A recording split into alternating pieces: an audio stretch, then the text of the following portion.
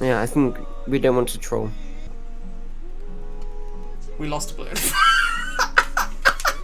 Guys, I have a small confession to make. I was meant to release this one video today, right? It was going to be completely wild. It was going to be crazy. It was going to be like my magnum opus, right? But I wasn't able to get it edited on time.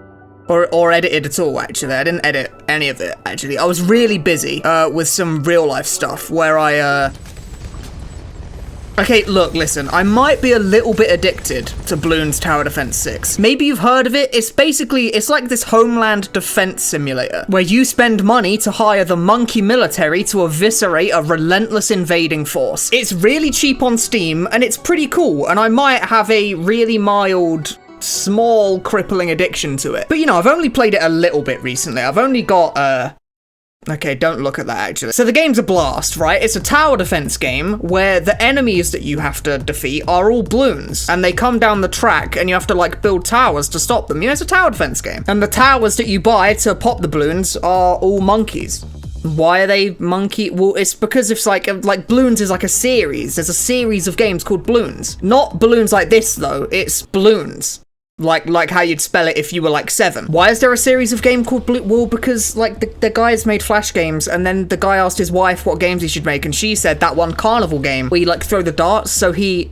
No, I don't know why it's a monkey. I don't know. And then you buy upgrades for the towers that you've already bought. There's 5 tiers of upgrades per one of these little rows, but you can only get all 5 upgrades in one row at a time. The balloons start off like this, but afterwards they get like faster, and they get extra layers of colored balloons on top, so that you have to pop them more than once. And then after they get faster, they get like made of lead, apparently. And then you get camo balloons.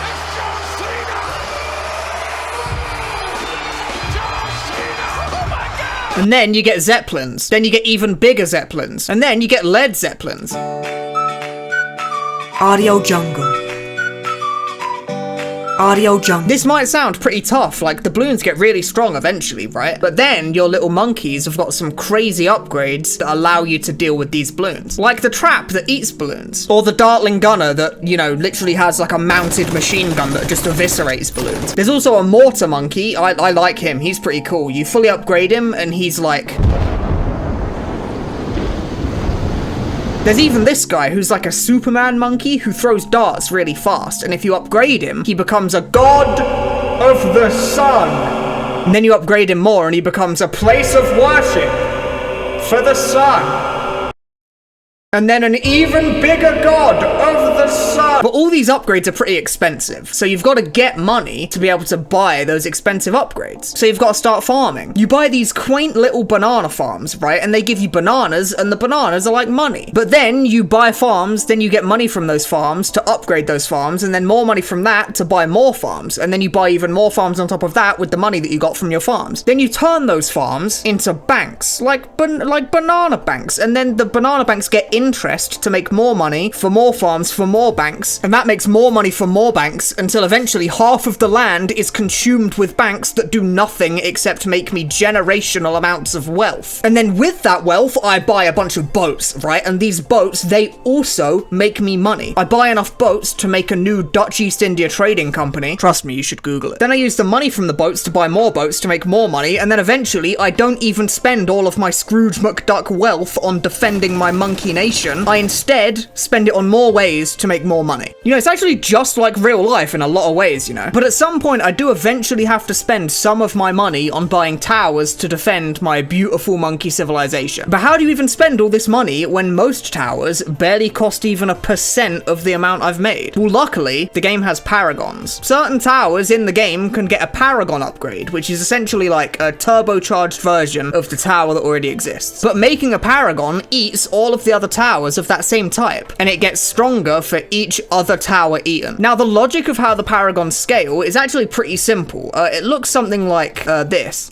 This isn't a joke, by the way. This is like on the wiki page for the game. This is how it works. But really, you just ignore all that nerd shit and you just buy the big scary tower. There's a bunch of them, and my favorite one is for the monkey boat. So I just buy this big monkey boat, and then he's fucking. He ate all of the fucking gun. He ate all the boats. Oh yeah, remember when I said that it eats all the other towers to make itself stronger? Well, yeah. Well, in multiplayer, it actually eats other people's boats to make the paragon boat stronger. Oh yeah, and also there's multiplayer.